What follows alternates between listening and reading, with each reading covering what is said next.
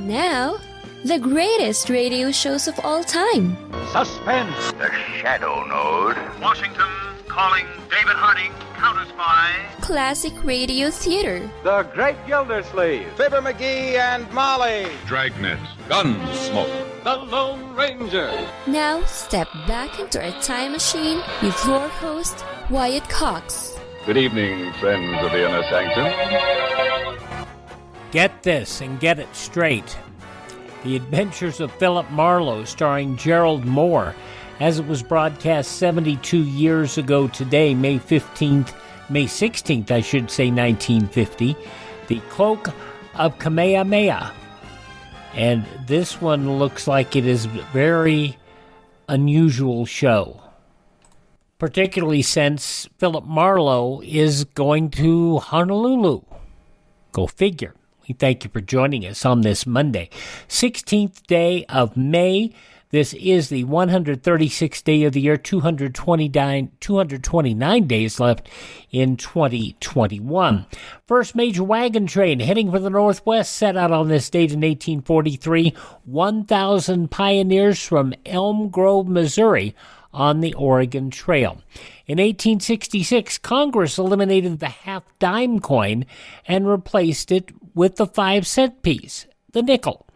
Charles Elmer Hyers invented root beer, and that's one of my favorites. But it's got to be the right one, not too bitter. A&W Draft is wonderful. The stuff in the bottle, not always, but the draft, just delightful. President Andrew Johnson acquitted during his impeachment trial by one vote in the Senate in 1868. The Sedition Act of 1918 passed by Congress, making criticism of the government a jailable offense. Well, thank goodness that went away. In Hollywood on this date in 1929, the first Academy Awards handed out. In 1960, Nikita Khrushchev demanded an apology from President Eisenhower for U-2 spy plane flights over the Soviet Union. That ended a Big Four summit in Paris. Campbell's Soup invented SpaghettiOs under its Franco-American brand in 1965. Uh-oh, SpaghettiOs. A report by Surgeon General C. Everett Koop on this date in 1988 stated that the addictive properties of nicotine similar to those of heroin and cocaine. I would think the points that should be gotten across are that this tobacco product contains a drug called nicotine, which is addictive. If I had my way, I would say it is just as addictive as heroin or cocaine. Koop, the only Surgeon General to become a household name, he was known for his work to prevent tobacco use, AIDS, and abortion, and for his support of the rights of disabled children. He passed away in 2013 due to kidney failure at the age of 96. Queen Elizabeth II of the UK addressed a joint session of Congress on this date in 1991, the first British monarch to address Congress. And the 25th and final flight of the Space Shuttle Endeavour launched from Kennedy Space Center on this date in 2011. Among those passing away on this date, Vice President Levi P. Morton, the Vice President under Benjamin Harrison, H.B. Reese, the founder of Reese's, the man who we feel very happy that he brought the peanut butter cup to us. Also, federal agent Elliot Ness. Yes, there really was an Elliot Ness. He was not just made up for a show. Pianist, arranger Ernie Freeman. Andy Kaufman, who died of cancer on this date in 1984 at just 35. Also, Irwin Shaw and Margaret Hamilton. You remember her from The Wizard of Oz. And also, she was from The Couple Next Door. She had quite a comedic flair to her, too. Also, Sammy Davis Jr. passing away on this date. And on that same date, we lost Jim Henson of the creator of the Muppets. And also race car driver Dick Trickle. Don't go there. This is the birth date of the delightful Henry Fonda. This is what will happen if even one of the bombers gets through. It will drop 2 20 megaton bombs on Moscow. Jay? Yes, Mr. President. You might hear the sound of the engines just before the bombs drop. Maybe not. In any case, you'll hear the defensive missiles going off. Right after that, the bombs will explode. I'm told that what we will hear at this end will be a high, shrill sound. That will be the ambassador's phone melting from the heat of the fireball. When we hear that sound, the ambassador will be dead. A clip from the motion picture Failsafe, Henry Fonda there, born in Grand Island, Nebraska on this date in history. Also Woody Herman, the Thundering Herd, born on this date, as was Liberace. Howard Sprague on the Andy Griffith Show, Jack Dodson, Baseball's Billy Martin, and Batgirl, Yvonne Craig. I'm sure you could have handled these crooks without my help, but I was glad for the chance to join in the fun. I can understand your enjoyment. With Adam West in the 60s Batman show, Yvonne Craig, born on this date in history. We lost her back in 2015.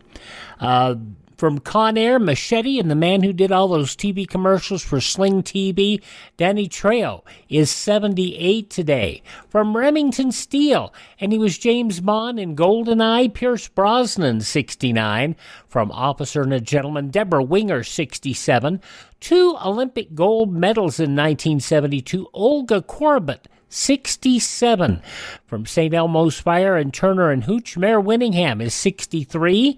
Michael Jackson's sister, Janet Jackson, 56 years old today. From 90210, Tori Spelling, 49. Megan Fox, 36. From Game of Thrones and Ferb, in Phineas and Ferb, did the voice for that, Thomas Brody Sangster, 32. And the singer of the a cappella group Pentatonics, it is Kirsten Maldonado, 30 years of age today. Those just a few of the people who celebrate the 16th day of May as their birthday. And if this happens to be your birthday... Hi, we're the 4 freshmen, and we just want to say, Happy birthday to you! And from 72 years ago today, May 16th, 1950, Gerald Mohr in The Adventures of Philip Marlowe on this Monday, Classic Radio Theater with Wyatt Cox on your favorite radio station. Let's see, if something costs less, but people are happier with it, that sounds like something to look into, and that's MediShare. Maybe you've heard switching to MediShare to pay for healthcare can save the typical family $500 a month, and that's huge, but it's also true that people are way more satisfied after making the switch, too. The customer satisfaction rate for MediShare is double that of the typical health insurance plan. Double. MediShare works. It's been around for more than a quarter century, and members have shared more than $3 billion of each other's bills. People love having telehealth and a huge nationwide PPO network. So, yeah, you can save a ton and like it better. Imagine being happy with how you're taking care of your health care. So if you're self-employed or part of the gig economy, or you just want a plan you're happy with, you can call right now and get a price within 2 minutes. A very, very smart use of 2 minutes. Here's the number you need. 833-34-BIBLE. That's 833-34-BIBLE. 833-34-BIBLE. Now on Classic Radio Theater with Wyatt Cox, we go back 72 years to May 16, 1950. Gerald Mohr, The Adventures of Philip Marlowe, and the Cloak of Kamehameha. Get this and get it straight. Crime is a sucker's road. Those who travel it wind up in the gut of the prison or the grave. There's no other end. But they never learn. From the pen of Raymond Chandler, outstanding author of crime fiction, comes his most famous character in The Adventures of Philip Marlowe.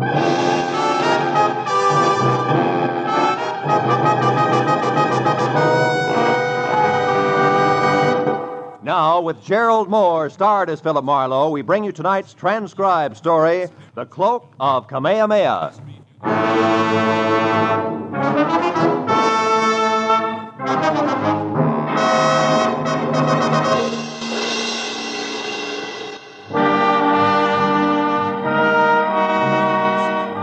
Message that was delivered by a repulsively wide-awake boy missing a tooth front row center.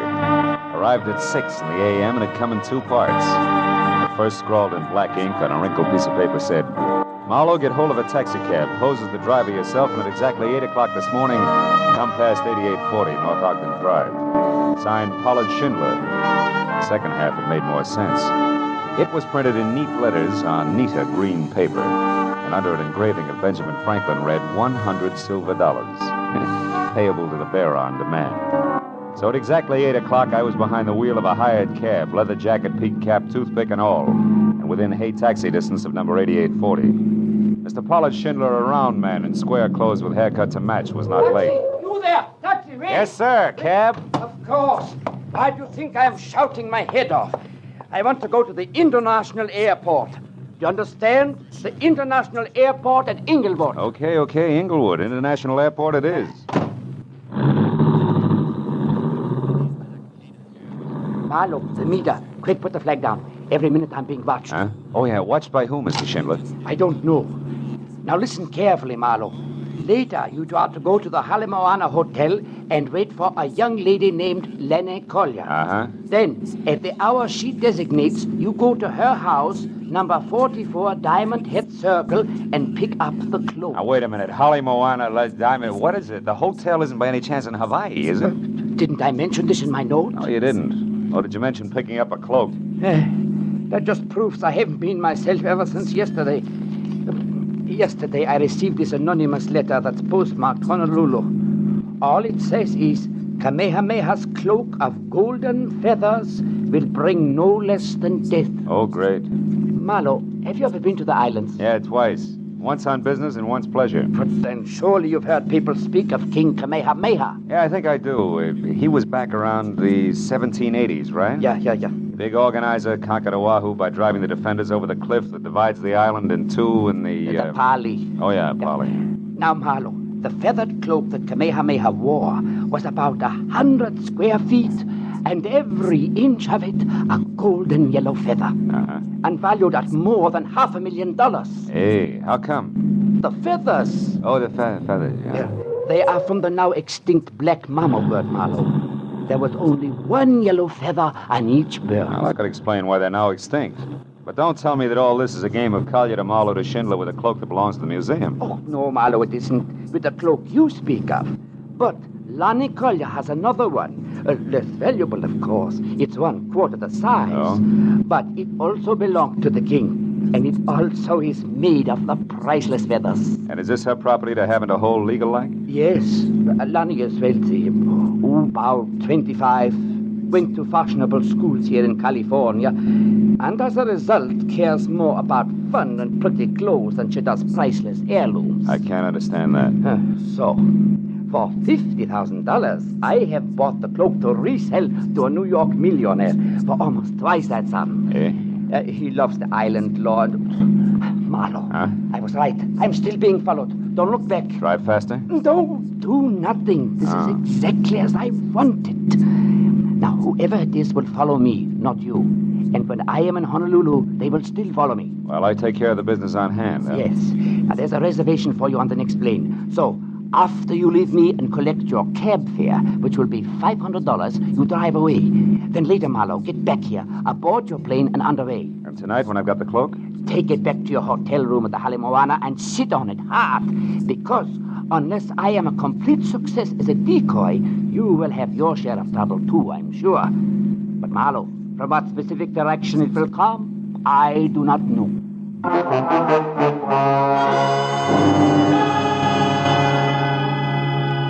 I got the $500 to cover expenses for my Honolulu trip and was told to keep the change. Back in my apartment, I packed, got another cab, said International Airport, Inglewood, and settled back to think about the crossroads of the Pacific. There I was wrong, because in the next minute and those that followed, everything was done the hard way. First, we ran out of gas, then got tied up in a traffic jam, and after that got stopped for speeding. All of which added up to me at the airport just in time to watch my plane take off without me.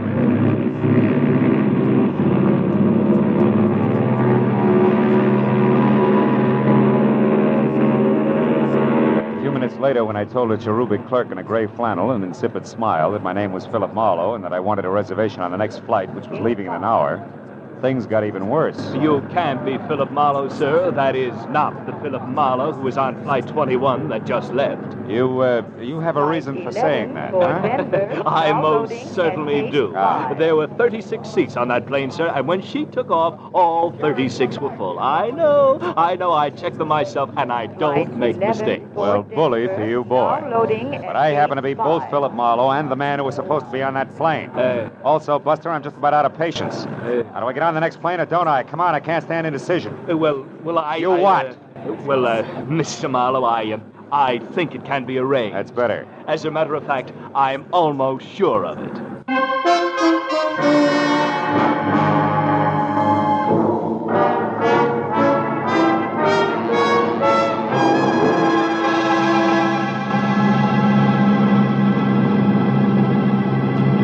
An hour later, the last of California had slipped over the horizon, and there was only clear sky ahead. Oh, I began to relax. My mind drifted pleasantly. Frosted Hawaiian punches, warm white beaches, lovely hula hands.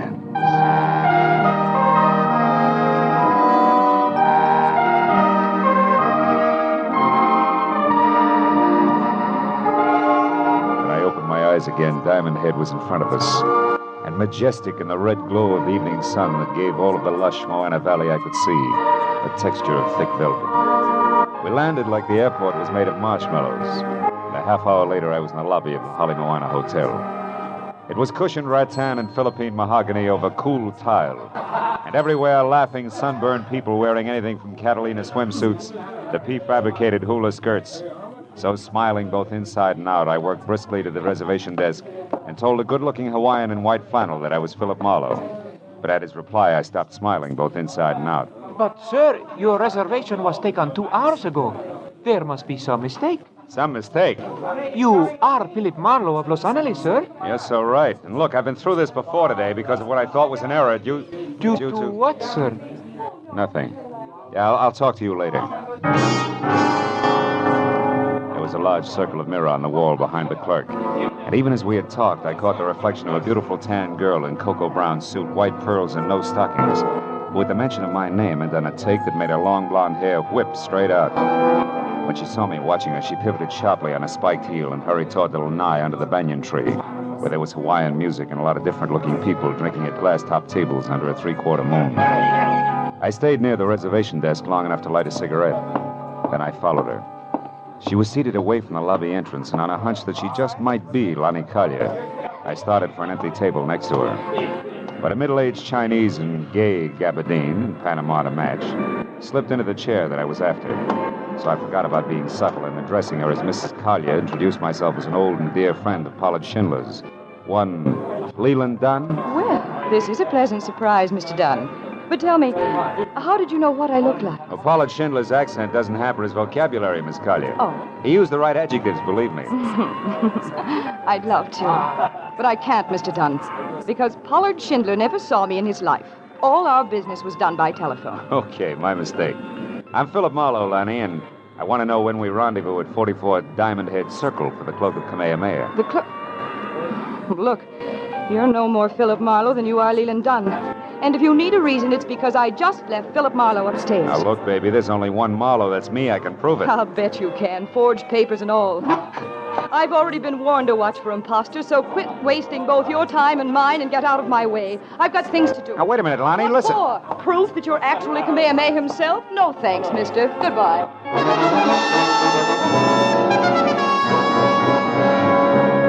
Now I had two clues.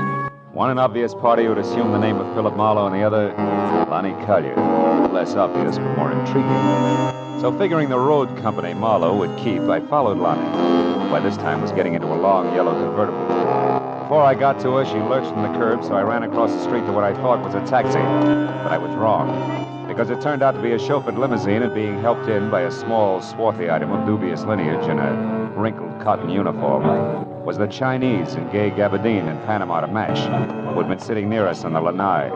What counted more was that he obviously sensed my problem. You wish to follow the girl, sir? Yeah, you know, it's a lover's spat. You know what I mean. I think so. Jolo, quickly. Yes, sir.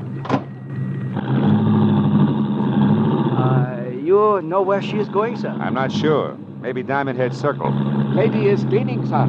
Oh, well, then let's make it Diamond Head Circle. Is there a faster way there, a shortcut? Oh, yes, there is. Jola, Which means what? Means never mind Diamond Head Circle. Drive fast to the factory instead. And do not move, Mr. Marlowe. Marlowe? Oh, heavy artillery. Okay, Fu Manchu, what's with the factory? You out of the way until the Cloak of Kamehameha is mine. Which won't work, believe it or not, clever one. There's another Philip Marlowe who at the moment is a lot closer to that collection of fancy feathers than either of us. You lie. A stupid bid for freedom. A bid that will not get you any... Yola! That truck! Look out! As we hit, I slapped at his gun, then jerked the handle of the door and jumped. When I got to my feet, I was on the sidewalk and bruised, but better off than the China boy who was draped over the back of the front seat. A crowd that included a towering Hawaiian policeman who promptly told mine host to shut up, gathered in a hurry, so I ran for a cab, gave the driver $10, the address I wanted, and took off.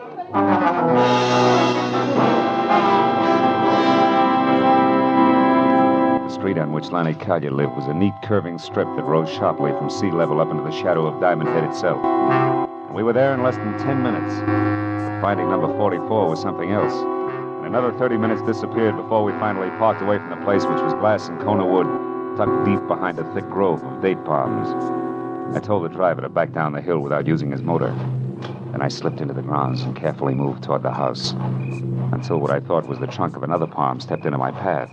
Fast. Stop where you are. Doesn't sound good. May 16, 1950, The Adventures of Philip Marlowe. The news from 72 years ago in classic radio theater continues.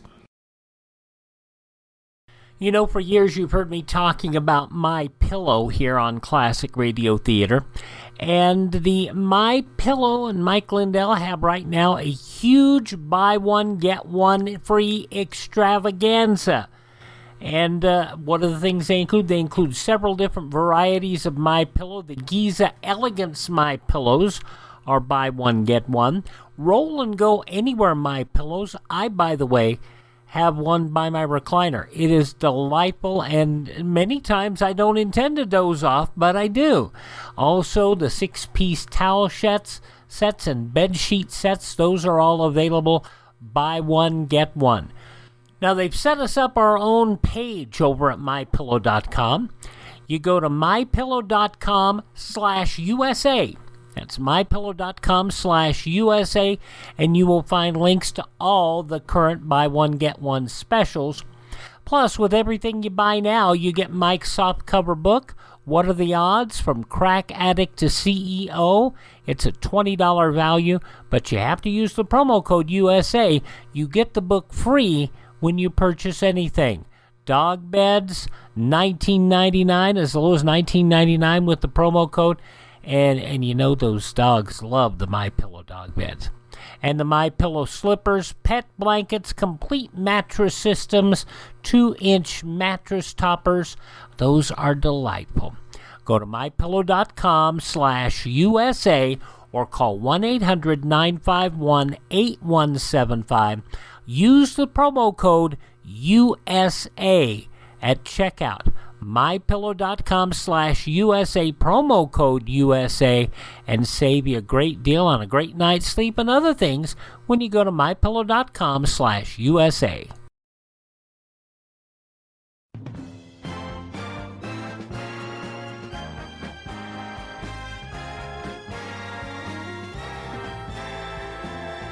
Classic Radio Theater on your favorite station, an episode of The Adventures of Philip Marlowe as it was originally broadcast Tuesday, May 16th, 1950. In the newspapers of that Tuesday 72 years ago, these were some of the headlines. President Truman lashed out last night at the obstructionists he said are trying to thwart the Democratic dream of greater security for all the people.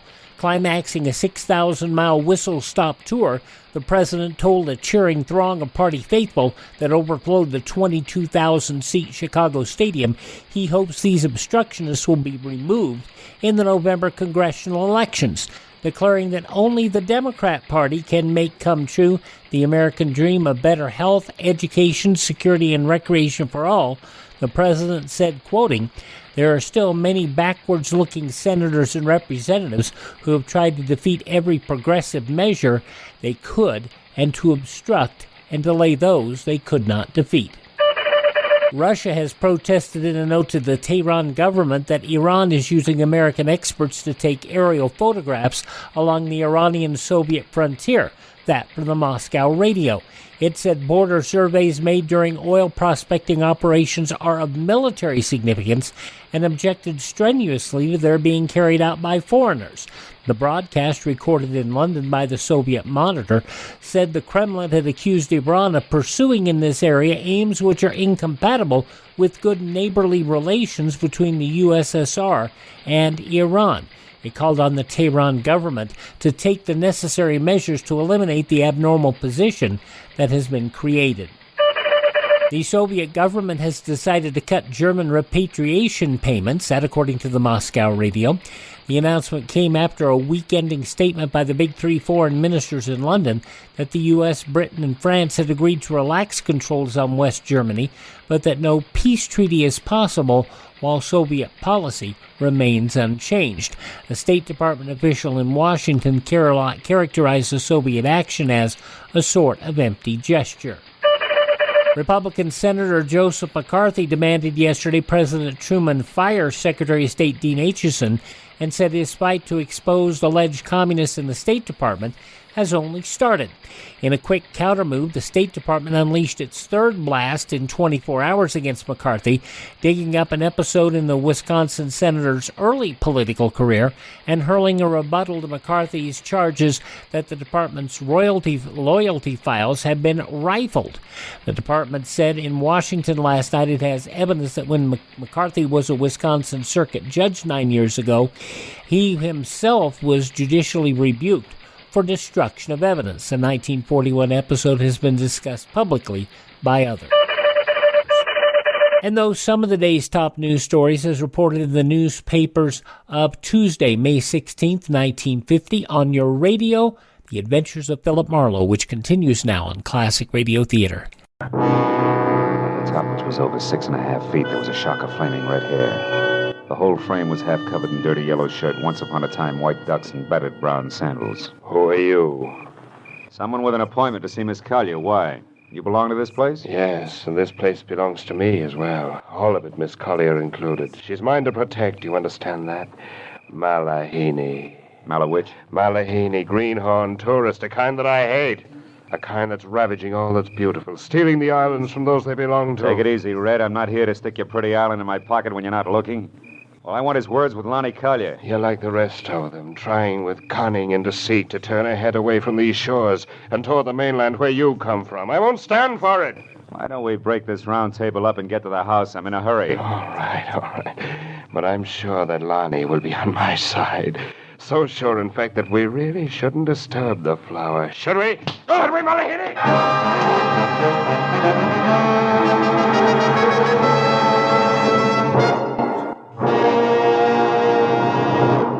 In just a moment, the second act of Philip Marlowe. But first, May 16th, 1950, The Adventures of Philip Marlowe on this Monday edition of Classic Radio Theater with Wyatt Cox on your favorite station. Radio? Why should I advertise on radio? There's nothing to look at, no pictures. Listen, you can do things on radio you couldn't possibly do on TV. That'll be the day. All right, watch this. Okay, people, and now when I give you the cue, I want the 700-foot mountain of whipped cream to roll into Lake Michigan, which has been drained and filled with hot chocolate. Then the Royal Canadian Air Force will fly overhead towing a 10-ton maraschino cherry, which will be dropped into the whipped cream to the cheering of 25,000 extras. All right, cue the mountain.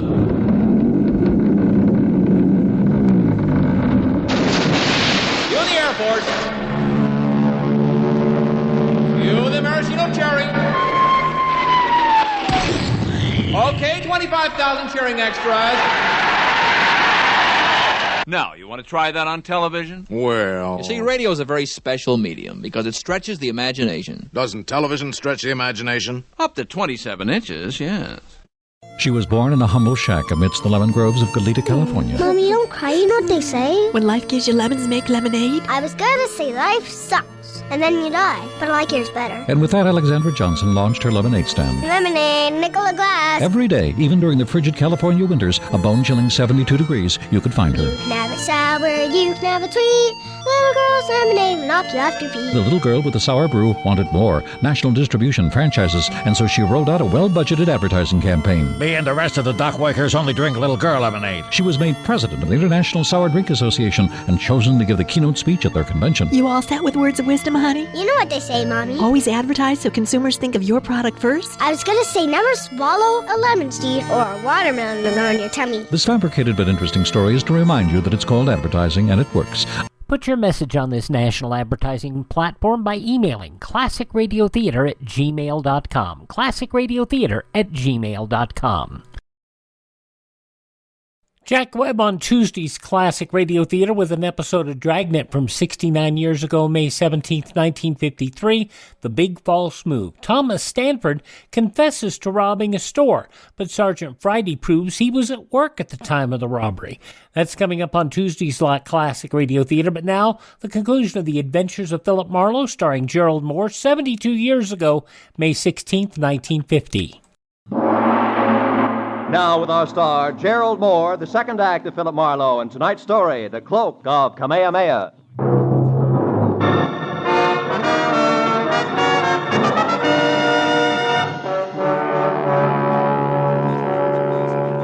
A red-headed lunatic with a slow, soft voice and fast, hard fist took me by surprise. I wound up flat on my back before I realized he'd so much as moved. By the time I got to my feet and took after him, he was sprinting for a bamboo thicket and had a 30-yard lead. It was all he needed to lose me completely. When I finally untangled myself from the jungle, I came out on the road. But then I heard a motor behind me, so I dove for the underbrush again just as a heavy car roared by. I had seen it before. In fact, I'd been in it. It was the limousine that belonged to the Chinese. The back seat was empty, but the half-caste chauffeur Jolo was crouched behind the wheel like his life depended on it. And as I walked back toward the house, I saw that a door was standing open and spilling a shaft of yellow light across the dark grounds. I started up the walk when it came. A second later, Lonnie Collier burst into the path of light and ran for the open door. I went after her, caught her by one arm, and spun her around. No, let me go. What happened? Why'd you scream, Lonnie? Back there in the pond, I heard a noise, and when I came outside, I found him there. Found who? Come on, show me. All right. I talked to him just a few minutes ago. Yeah? I gave him the cloak. Now it's gone, and he's dead. He's dead with a knife in his back. There. Look, there in the water. Oh, brother.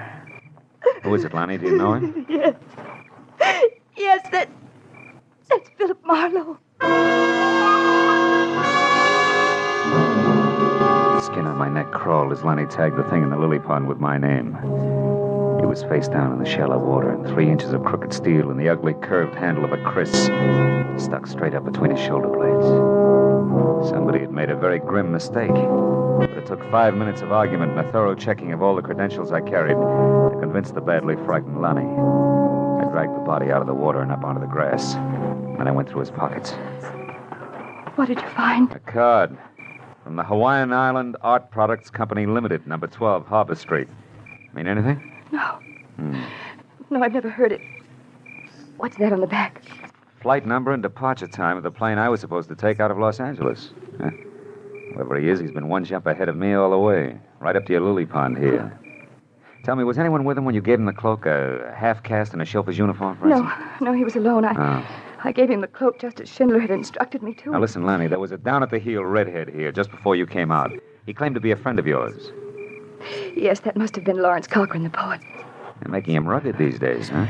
Lawrence wrote one great poem years ago about two lovers who leaped to death over the valley to keep from being separated, and their souls turned into birds. It's still very popular here in the islands. Yeah? What happened? Lawrence got the habit of drowning himself in gin. And now the natives call him Papuli. Papuli? The crazy one. Yeah, well, that's closer. He's always hanging around. My mother wanted me to marry him at one time, and now that she's dead, he thinks he should look after me. Okay, Lonnie, let him keep thinking so. What do you mean? I mean, you can use a good watchdog right now. Oh. So when Cochran comes back, make him park on your doorstep. You stay inside and be careful.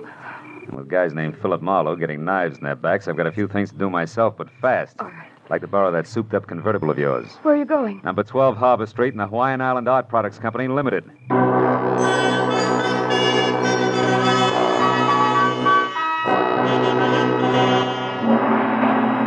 Harbor Street was a narrow, twisting alley 2 blocks below King Street. A social sargasso where the derelicts of the Pacific quietly foundered in dives, built into damp crevices between warehouses. However, number 12 turned out to be a practically blank wall. There was one small window high up, a door with a heavy iron grill over the glass on which Hawaiian Island Art Products Limited, I.K. Lee, President, was painted in small black letters, and a thin passageway blocked by an iron gate at the side of the building. A light burned inside, but the door was locked. So after I'd ruined my shoe shine and skinned all my knuckles, I managed to climb over the gate and edge down the passageway to the rear, where I could hear water running. There was a marble fountain playing in the center of a walled garden as oriental as the Forbidden City. I eased across its rigid daintiness to an open door, peeked in, and then reached for my gun. Because sitting inside at a sleek white mahogany desk was the Chinese in the Panama. Well, this is a somewhat unexpected turn of events. Please, be careful with that gun, won't you? You be careful, Lee, and you won't have to worry about the gun. Tell me something. Why'd you break your neck to get Kamehameha's cloak? You know what'll happen if you try to sell it? My good man, I can sell that cloak every day for the rest of my life. A few feathers at a time. Yeah? The world must be full of feather collectors. Oh, it is. I manufacture the beautiful feather lace that islanders wear on their hats. And while the bird is extinct, the desire for its gleaming feathers is not. 1 or 2 golden mamo feathers in each lay. And instead of a mere $100 apiece, I can get double that or triple. Now, do you understand, Mr. Marlowe? You know, you got things a little mixed up, haven't you, Lee? Mixed up? How so? Your boy Marlowe is dead at Lonnie Collier's place. Oh, that. No, that was Mr. Blake, an easily accessible gentleman I hired on Main Street in Los Angeles. He only pretended to be you, for obvious reasons. Oh, to intercept the feather cloak, huh? Yes. I've known all about Pollard Schindler's plans since their inception. I followed every move he made. In fact, it was I who caused all your trouble on the way to the airport this morning, by means of a bribe to your driver. Too bad you won't be able to keep your nest lined with Kamehameha's bathrobe after all, Lee. Because I'm going to walk out of here with it, or big chunks of your face. You name it. Where's the cloak now? Uh-huh. I gather from this that you do not have it, Mr. Marlowe. That's what's known as a shrewd observation. And that Mr. Schindler, as I suspect, has tricked us both. You're stalling, Lee. I'm warning you. Start talking. Oh, that is all I wanted to find out. Yolo. That's this judo, Mr. Marlowe. Almost like magic, isn't it? Jolo can break your back if I tell him, Mr. Marlowe. You behave. Schindler has the cloak, no doubt about it. So I must find him at once with no interference from you, Mr. Marlowe. Jolo, you have his gun, so lock him inside. I may need him later. From something the half-caste had done to my spine. At the edge of his hand, my legs were paralyzed. I felt like the practice dummy in a school for chiropractors. Every joint in my body ached when I moved. So I didn't move until the feeling oozed back into my legs. And I wobbled to my feet and looked around. There was a small high window I'd seen from the street. A heavy chair, a desk with a lamp, and something like a picture framed in bamboo on the wall. I glanced at it and then looked back. Kept looking hard for a long, long time until I finally realized what it meant. The answer to the whole thing was contained in that bamboo frame. I had to get out and get out fast. I unplugged the lamp, plastered my back against the wall next to the door, and tapped on the lampshade to intrigue Jolo into coming in. It worked. When the knob turned slowly, I threw the lamp up at the window. The crash brought the door open with a jerk, and the jerk stepped in with my gun in his hand. What's going on here, Mr. Marlowe? Where are you? Answer. Right here, Cholo. Now get up. I got some magic to show you. A trick I learned in Kansas called the Haymaker. I ran down the hall to the street door and out to the car. There was no traffic problem at that hour, so I jammed the gas pedal at the floor and held it there right through the heart of Honolulu and up the twisting road that led to the mountains back of the city. The echoing roar of the motor as it tunneled through the forest lining the road was finally replaced by another roar. Wind. The unending gale that shrieks through a precipitous pass 3,000 feet above the city. The Polly. I swung the car to the side of the road and ran the rest of the way, out to where the rocks rose to a knife edge that dropped a sheer 1,000 feet to the valley floor. Then I spotted them. Lonnie lying at the cliff's edge and standing over her. His red hair ripped by the wind was the mad island poet. Drunk as a lord and flapping around his shoulders like a pair of huge gold wings was the Cloak of Kamehameha. No, don't weep, my love. I offer you the freedom of the birds. Come, Lonnie. No, let me go, Lawrence. You're mad. No, Lonnie, you're the mad one. To think you could sell your treasures and leave the islands. No. Your destiny is here. No, stop it. Stop it, you murderous lunatic. I tried to warn Schindler, but the fool kept on. So I killed his courier, the man you gave the cloak to. And I'd kill 1,000 times again to keep you here with me. No. You belong to the islands, Lonnie, like this cloak and I. We must never leave. No. Come, it'll all be over soon. And our souls will turn to birds and live forever in this paradise. Cochran, stop! Marlowe, help me! Stay back! Don't interfere! Duck, Lonnie! Marlowe! I know. Are you all right, Lonnie? Yes, I'm all right. Marlowe, look. The cloak. Yes. Cochran must have lost it as he fell. And the wind brought it back to me. Oh, it's strange, Marlowe, but I don't want to touch it ever again. I know what you mean. I'll carry it. Come on, Lonnie, let's get out of here.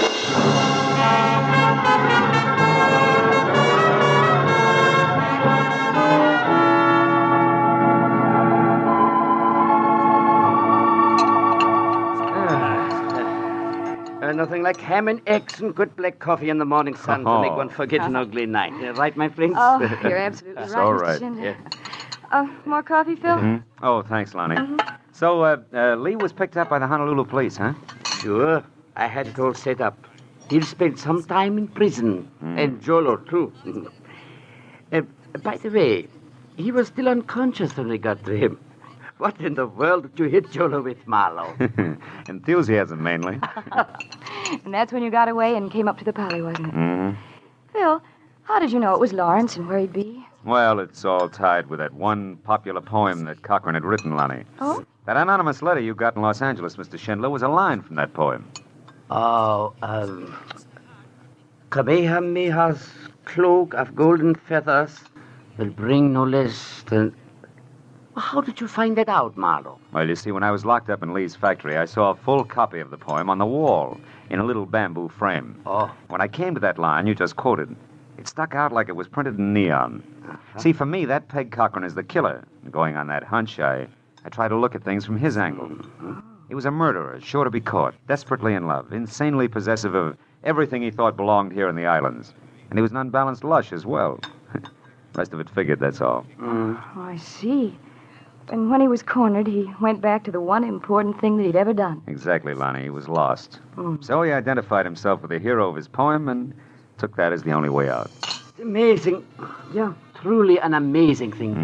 Yeah, it's a terrible thing, too, Mr. Schindler. Well, we all got what we went after, didn't we? Each of us. Even Lawrence Cochran.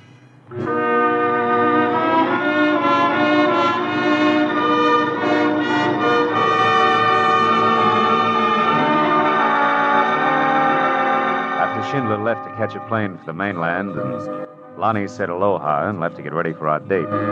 I sat on the lanai of the hotel and watched the sweep of the Pacific from Diamond Head to the hills across the harbor, from the white sand of Waikiki to the green shallows over the reef, to the purple depths beyond. As a warm wind whispered through the palms, from somewhere I heard the soft strum of the ukulele. And it suddenly occurred to me, what does aloha really mean?